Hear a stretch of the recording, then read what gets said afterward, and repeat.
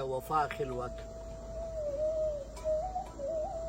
چې پر ټول جهان پلو د تیارې خپور سي چې پر ټول جهان پلو د تیارې خپور سي چې د شمع لمبه مړه سي کور یې تور سي له محفله چې خړوب یاران ستنیږي چې بوډا حریف د خم څنګ ته نسکور سي چې د شپې د لړمانه لمبې سړیږي پتنګانو ته چې روغ وزر پیغور سي نه میناوي نه نوبت وي نه جامونه نه میناوي نه نوبت وي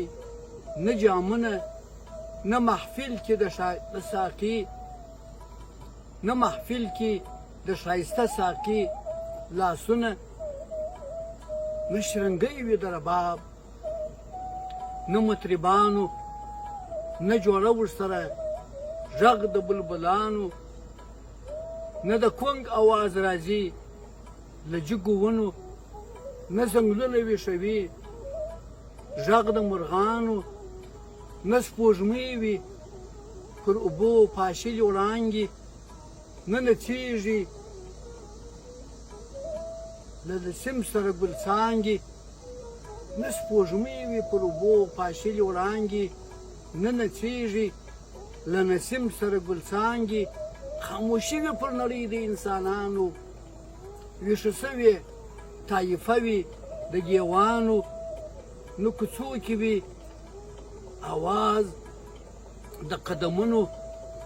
نه سکوت ماتوي شور د اوازونو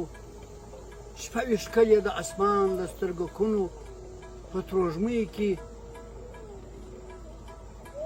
څوکې پټې وي د غرونو زه پوهېږم چې ته ویښ یې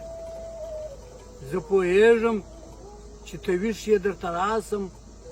په خیالونو کې دې ورکه سم پیدا سم ته مې غېږې ته دربولې زه مسکی سم ستا له غېږې ستا له ځان څخه پردی سم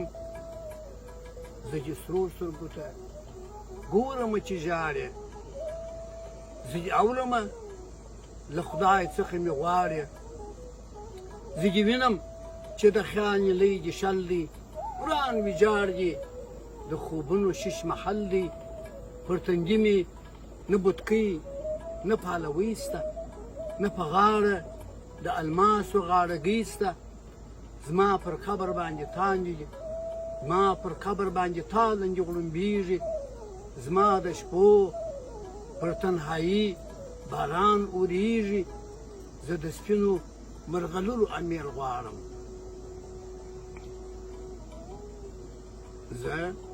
زه د سپینو مرغلرو امیر غواړم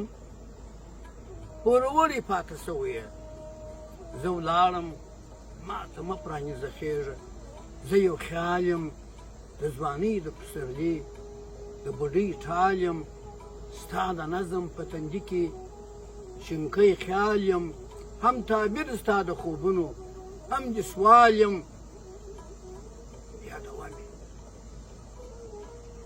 یادومې هره شپه یادومې هره شپه درته راځمه لکه سیوري تر قیامته دې پالمه هسې نه چې رنګین خیال دې د بل چا سي زما تصویر دې په لیمو کې نیمه خوا سي